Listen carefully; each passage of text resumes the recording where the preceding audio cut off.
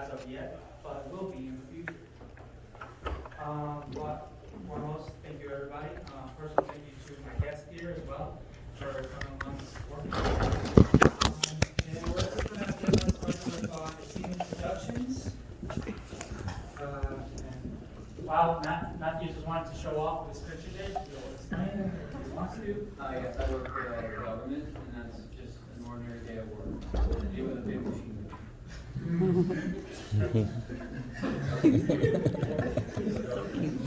Yeah.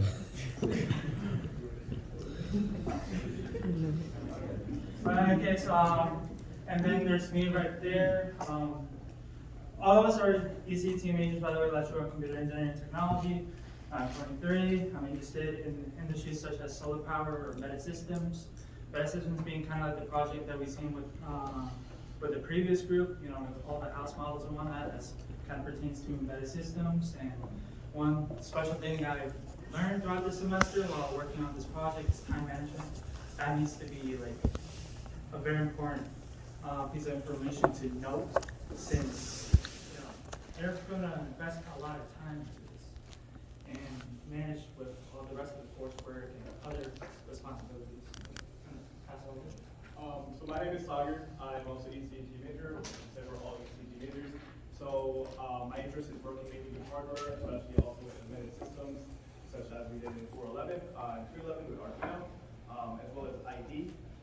One of the main things I also learned this semester was IT, as well as, not IT, as well as I learned time management, as well as how to work in a team like under stress, as we didn't, I guess, as a team, we didn't really realize, as our topic, it's a very complicated topic, so we didn't realize how much work and research went into it. So it was a very, it was a huge learning curve for us. So as far as time management goes and just working as a team is a huge, huge thing to learn. My name is Dugan, 22, ECT major. I primarily enjoy really spending my time with hardware, motherboards specifically. Always just building computers here and there, mostly repairing front motherboards. Along those lines, this course mainly, like Sagar said, time management, huge thing that our group struggled with in the beginning, but we're working together. Hi guys, my name is Sanim, 24. I work as a quality engineer. One of my main interests in the engineering industry is automation, making things that's automated, specified, okay, word, wow, right? That's why I really like that. But also, basically what I learned this semester is lots of computing in general, obviously the new concepts of new concepts are interesting me, part of your math. I'm pretty sure it's very new to the rest of you guys, or the majority of you guys. I learned a good idea of the concepts and how it works. A lot of how to read and create life, future, also knowledge. I also learned how to work with a team that's under stress. Throughout the semester, as we all know, quantum computers, started with down on the history of the computer in general. Now, the first generation of computers started in the 40s and 50s, and they're known as vacuum tube computers in the first generation. They're very big, clunky computers that took a lot of electricity, and it failed a lot when trying to do the basic calculations in general. Fast forward to a decade later, and we go on to transistor-based computers. So basically what they do is they turn on the transistor to make it the computer smaller, they work faster, but you still see those things like large amounts of electricity being used or crashing or failures happening more often. But when it comes to integrated circuit-based computers, that's more of printing the transistor onto the board itself. What that does is create more space, creates more airflow and temperature flow. What it does is allows the computer to flow, to process more efficiently, let's say. Fast forward, we go to the classical computers, the computers that we use. You know, everyone has a laptop in front of them, most you have a laptop. Those are more classical computers, which basically basically like how we have transistor-based boards, but now every computer has this kind of like mass scale. Now the next generation would be quantum computers, which basically will think that has solve complex problems in different industries such as finance, agriculture, you know, the tech industry in general.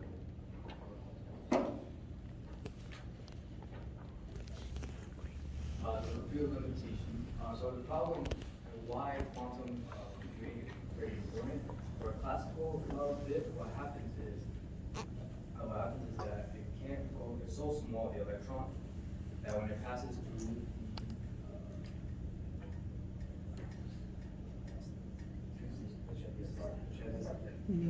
transistor tunnel, basically it goes to the point where it's so small that when it passes through the transistor tunnel, basically it's not really relevant. Like what's the point of it? You know?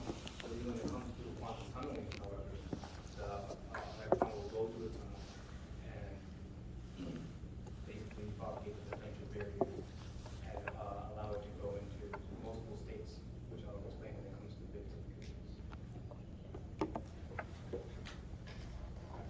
The difference between a classical binary digit and a quantum binary digit.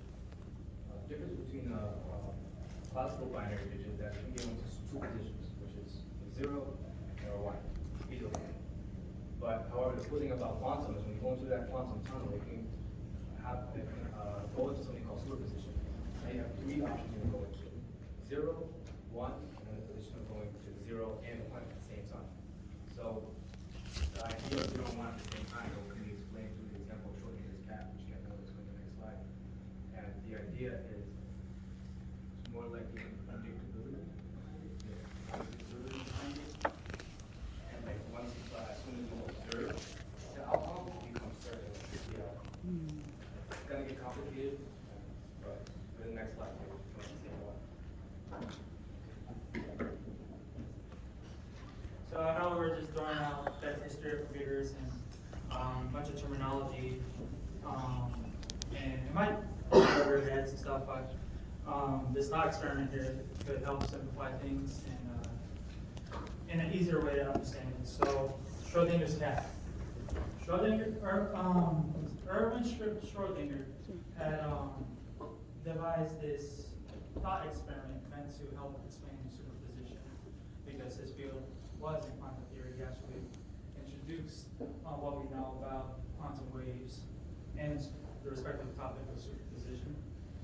So what the experiment is supposed to showcase is a physical example, whereas we have a box and we fill the box with a quote-unquote poison, and a cat is placed inside the box so that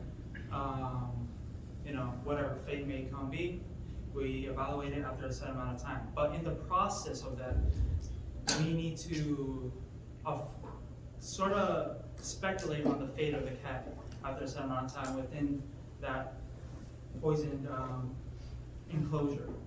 Now we could say it's alive, we could say it's dead. We have absolutely no certainty of that.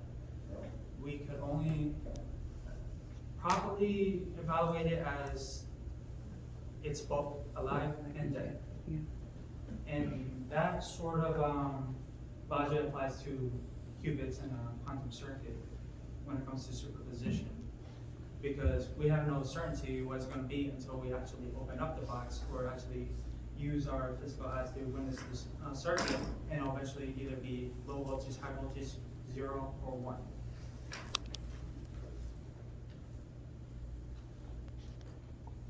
So with quantum computers at present, while it's, we're still within the age of microprocessor computers, some companies like IBM, Google, Microsoft are currently using quantum computers. And we just like to highlight two types of them. One of them that's used in China is the photonic quantum computing, uses readily available components, and leads us to manipulate a single atom that can modify the state of the photon. Now what we have here in the United States is uses 3 Josephson junctions with superconducting leads transmons to form a closed loop that can be controlled and measured with magnetic flux. So we finally could talk about a project here now that we have some idea of the subject matter, and that's going to be our electronic pocket quantum calculator. Is a device that's meant to calculate the phasor angle and spin of a qubit in a quantum circuit.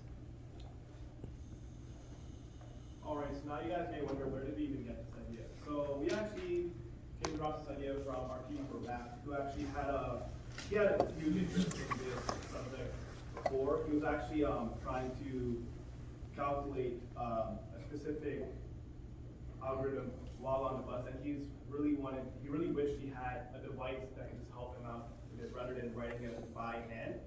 So this was almost his flash of genius. So the rest of the team heard his story, and he pitched it to us, and we were amazed by the product, and the rest is history now.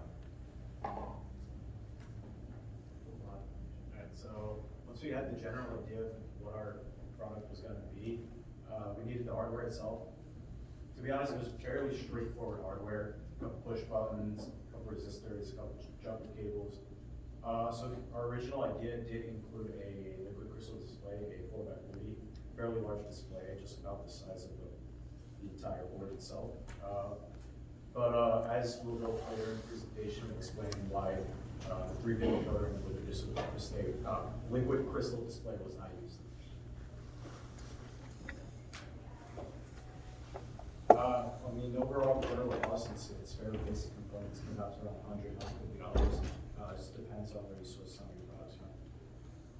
Okay, as far as our design dimensions goes, so this is actually a picture of our product. I know it's a little hard to see from here, but this is our main picture of the product. It's basically 8 inches by 5 inches. Originally, we were trying to go based off of a DI-84 calculator, but realizing that it was very hard to constrain so many parts along with the Arduino into such a small space, so we decided to widen the breadboard and basically go with the 8 inches by 5 inches.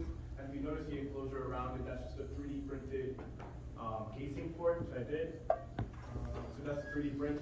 It's just a basic box around it where you just drop the breadboard inside. And we also built a cover for it, which can be attached and reattached via Velcro, but just so we could, if we need to modify the circuit, etc. But it's just a removable cover. And so our schematic. Okay, so I'll explain what it is.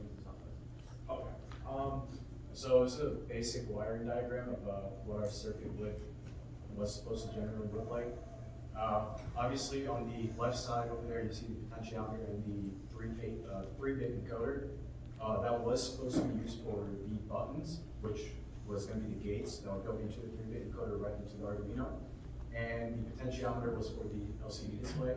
But unfortunately, there were some mishaps that, for some reasons, we weren't able to use the encoder or the LCD display, which will be explained.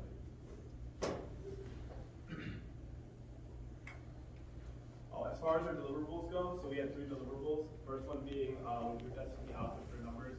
So this was during, so we used the software and hardware part when using the output numbers. So unfortunately, we did fail our hardware aspect as the software wasn't communicating directly with the hardware, and we had a problem with the LCD as well. So we did fail the hardware aspect, but we had a good idea of our software, and software worked pretty well. Except we had a couple small mishaps that lead us to deliverable 2, which is a basic problem. So we decided to, instead of just using the LCD while testing, we decided to get rid of that completely and just go with the serial monitor that's built into Arduino itself, which worked out perfectly with our software. And then this leads me into deliverable 3, which is our linear transformation test, which is when we were testing out a good amount of the buttons, actually all the buttons, making sure that all the signs and everything worked well, and making sure that they communicated with Arduino appropriately along with the serial monitor. Okay, so now we're getting into the software because that's the majority of where all the material is put in. So the language we use was C++, and we used your IDE as our compiler. So linear algebra is the language of quantum computing. The matrices and the vectors, you just can control so much data and can change and you can store everything. It's just perfect for mathematicians to use. So everything is written in linear algebra when you do anything with quantum computing. And when you have matrices and vectors, you have a magnitude and a direction. The magnitude determines the probability of that quantum state, and the direction is the quantum state itself. So when you have your matrices go down, it's each quantum state with the value being its probability. So the second part is we have to create something called a linear transformation. So a linear transformation is very important because it's basically almost like an analysis of the entire circuit, but put into the language of mathematics, a matrix, right? And you take this matrix and you multiply it by the input and you get a straight output. Very simple. But the problem is setting up that linear transformation. That's the difficult part. So what we had to do was we had to create 3 separate slots because we have 3 separate data circuits for our quantum computer. And with these 3 smaller matrices, we had to use something called a tensor product. And the tensor product basically allows us to stack these matrices and make them bigger into a big combined, I guess you could say, yeah, I guess, yeah, you're basically making it big enough so you can analyze the entire circuit all into one big matrix, so then you can then multiply it by your inputs. And how I set it up is that when you push the button down as you select your gate, it does the multiplication and then puts it out to the output. But the moment you release the button, it then stops that multiplication, so it doesn't keep doing it over and over and over. And then it takes the output and it puts it to the input, waiting for your next gate to be inputted. Third part is so this is the actual calculation part. So I kind of went into this from the second slide, but I'll kind of like go into more detail of it. So you can kind of think of these quantum gates as like, you know, your digital logic gates. But of course you can't do it with just logic, which is binary, because, well, as they explained before with like Schrödinger's cat, it could be in many different states. So we lay them out into matrices. So that's kind of like our library, and we have to implement that into the Arduino. So if we select the gates and we want a Hadamard gate, the Arduino has to go into the library that we built from over there and say, this is a matrix, now we can take the tensor product, turn it into a linear transformation, and then multiply it by the input when the button is pushed. And on the top right there, that's a tensor product right there. That's what it looks like. So as you can see, you just kind of take it, you multiply it, so you get your smaller component, and you take it up for each spot right there. So you get from a 2x2 to a 4x4. And you could just go on infinite. So you go 4x4, 8x8, 16x16. It's exponential like binary values. It's 2 to the power of number of bits. And that's why we chose also 3 qubits, because it explodes pretty quickly. So if we were to have 4, it would be 16x16. And we're already struggling with 8x8 when I get into it. So like we said before, there was a reason why we couldn't use the encoders and the encoder and the LCD. The thing is, we actually ran out of memory on the Arduino. Crazy, I've never actually had that before. And to show the actual might of it, I wrote it right there. 3 quantum bits is greater than 256,000 classical bits. And I didn't expect that to happen. So we had to make some quick adjustments of saying, okay, we gotta manage this memory. And also, we also had to let go more than just the LCD. We also had to let go of the complex numbers, because it literally doubles the code. So like right now we're at like 81 to 90% of the Arduino's full memory. With the complex numbers, it would have been at like 180. And I try to minimize that as much as I can. But there's only so much you can do. There's a lot of data. Yeah, we even tried doing 2 Arduinos. Well, like we even struggled to have them communicate. So we literally tried everything. But quantum computer, even just 3 qubits, it's just so big to even like do for a classical computer. It just shows the power of this. So yeah, and like you see right here, your real and imaginary component, it just adds another additional dimension to it. So we already have a 2x2, but can you imagine a 3-dimensional matrix? Like now you're talking about some really hard math, and that's why we ran out of space so quickly. Right there on the left, that's some of our code right there. I couldn't include it all, unfortunately, because we have like 3,000 lines of code. But you can see I really maximized everything by putting for loops everywhere. Like I really tried to maximize the space. Yeah, only 3,000. So now the demonstration, right? What's cool is, on the right side, that is actually a real quantum computer. IBM was grateful enough to say, hey, you guys, anybody who's just getting out of college or anybody who's just getting into the field, we're going to make a cloud quantum computer, and anybody can program to it. But the thing is, you got to know your quantum assembly. Just like back then in classical computers, the only way to program it was with, assembly. We're back from the start again. We're now programming in quantum assembly, and that's the language right there. So like, you'll see like as you get more and more complicated codes, the code is gonna get longer and longer. So yeah, that was been a struggle too. I had to learn another assembly language just for the quantum. Yeah. Yeah, and now we're still the hardware. So we got that. I want to go to school just so I can understand everything they're talking about. It's like real complicated for me. I know nothing.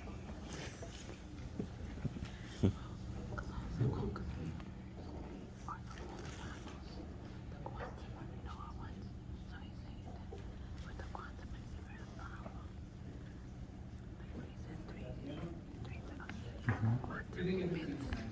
Yeah, Very exactly. good. So this right here is the quantum. Okay, because I Is there a way saw to what show it. the camera? Hmm? If possible. I think so too. It sounds No. like it.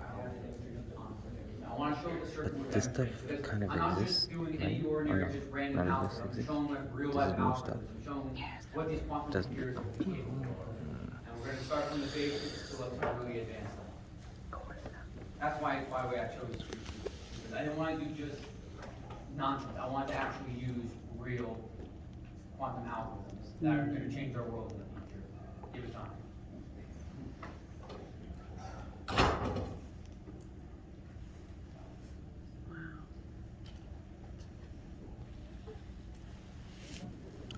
It, his excitement is the same way mine is when I talk about working on cars. It may be hard to see, but you're gonna have to bear with me, because this is, you know, we only have one screen. Okay, fantastic. Okay, so, this first demonstration is called, it's a quantum entanglement circuit, right? So basically what quantum entanglement is that you can have two particles, per se, be dependent of each other, right? So like they said with superposition, right, that could be both states at the same time, right? But the moment you look at it, it has to collapse one or the other out of random, right? But when you entangle something, they're dependent on each other. So if one chooses one, the other one has to choose one as well because they are entangled. And they're not physically connected, and this can go on as far as you can even possibly imagine. It could be across the universe, and they'll still be connected to each other. We still really don't understand how, but this is how we do it. Okay, good. All right. Now we can do our demonstration. Okay. So we don't have the top on it, so we don't have all the buttons labeled, but I'll kind of like instruct as I go through. All right. So right here we have on the serial monitor it says printer output. Right. So the first thing there is going to say hammer gauge. So we pick the top one, we push this down, press that. It says right here on probability. Yeah. It says for H, we just move to, we have now 1 qubit in superposition, and I would say that we have, yeah, it's all on there. If we can't get it to work, it's literally on the left right there. I literally showed the outputs ahead just in case the camera didn't work. Yeah. So then the second part right here is a C0 gate. So we press this, click X, and bam. First algorithm completed with just 2 buttons. An equation that would have taken us maybe 15 minutes to do by hand, just literally took us 2 seconds to do. Great stuff. You still struggling? Oh, that's You can't kinda see anything, so we're just advanced. gonna- And they're just gonna have to take us by like the output. Yeah. Then just maximize. Yeah, if you can't see it, it's no big deal. I literally have the output just in case.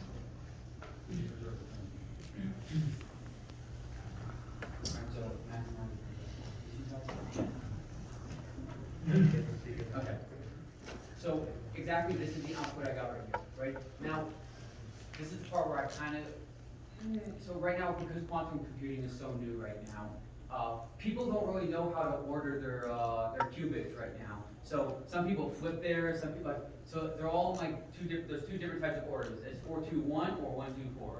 I program mine in 421 because that's the way I like it. The quantum computer they wrote for IBM is 124. So the numbers are just flipped, but just bear with me. If you flip the outer qubits on the side, you'll see that the 2 probabilities are going to be the same.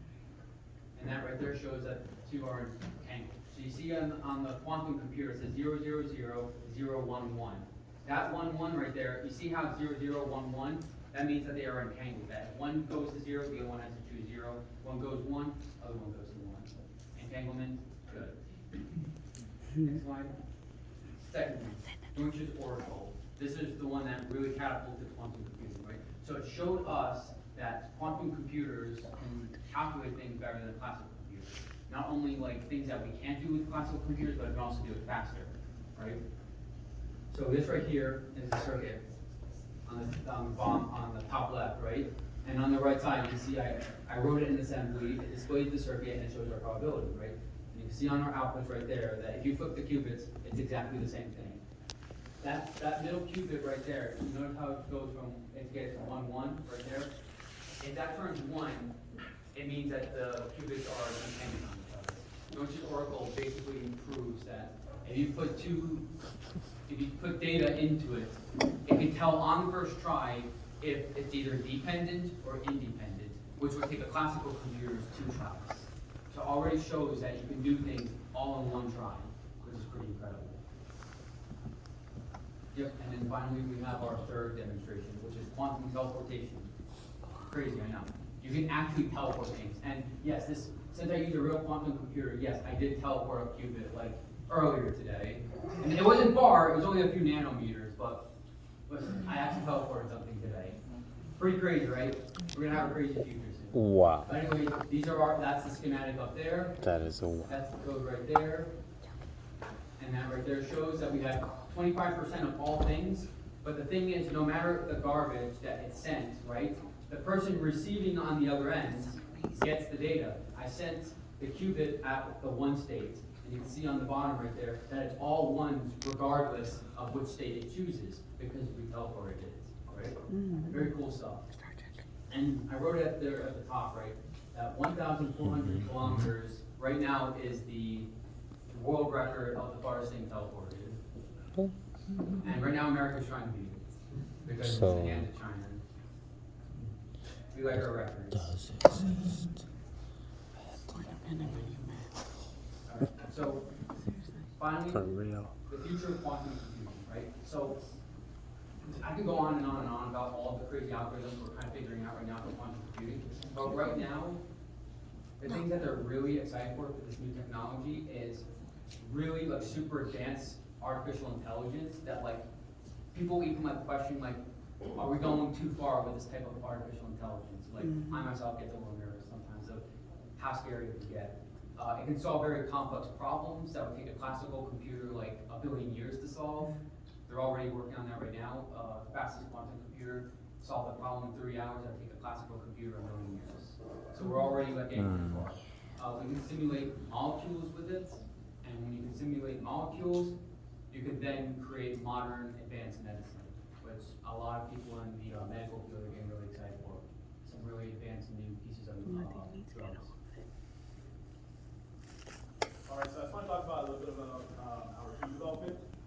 So throughout the semester, as you know, after pretty much our end of the presentation, but as you know, this is a very complicated topic. So when Matt told us about it, it was very, very new to all of us. So when we were doing the project, we were just like, wait, what do we do? What are we doing again? Wait, what zero is this? What zero? So of course, Matt was there. He taught us a lot about the math behind it. Did a good job too. You did. You honestly got into a good job. So yeah, so it was of course there's a lot of stress that went into project. There's a lot of effort. I spent time management. That was one of the biggest things we've learned from this project. So I just want to add that in, and just hope you appreciate our work as much as we do. We do. All right. That's all I'm gonna say. No, there were many nightmares. You can say so. That documentation was a nightmare. The picture looks like a smooth sail, but it wasn't smooth at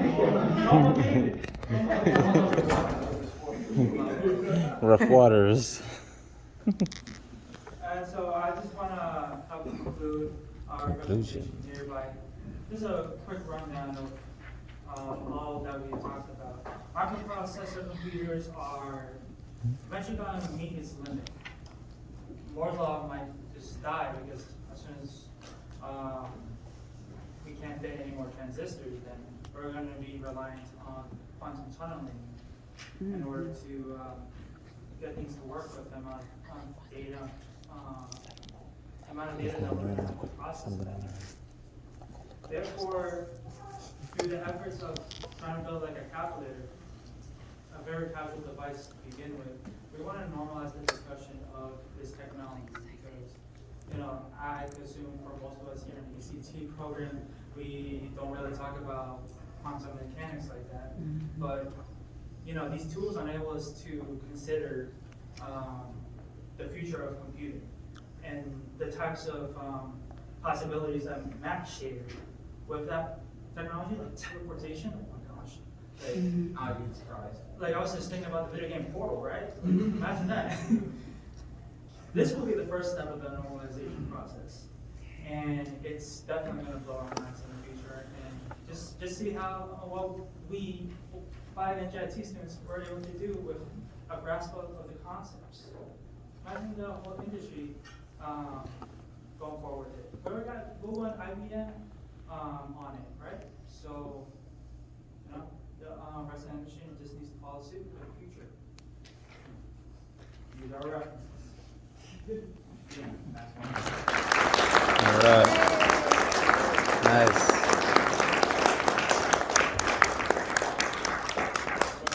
Any questions?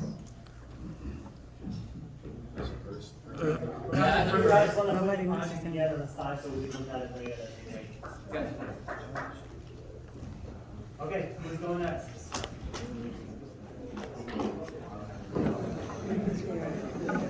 You think so? He